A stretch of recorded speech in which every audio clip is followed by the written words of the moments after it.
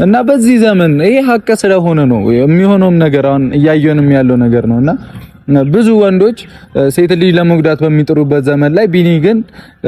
ላይክ የኔ ልጅ ነው እያለ ነገር ይሁን በቃ አለ አይደለ በቃ አምኖ የመጣ ሰው ነው እና እንደዚህ አይነት ሰው ደግሞ አይገኝም እንደዚህ አይነት አባትም አይገኝም እና በጣም አመሰግናለሁ ብቻ በጣም ብዙ መስዋዕትነት ከፍለሃል እንግዲህ እውነታው ወጥቶ አንተም በሰላም ህይወት እንደምትመራም ተስፋ አደርጋለሁ ከዛ በኋላ አሁን እውነት ለመናገር ምን አይነት ህይወት እንደምትመራም አላውቅም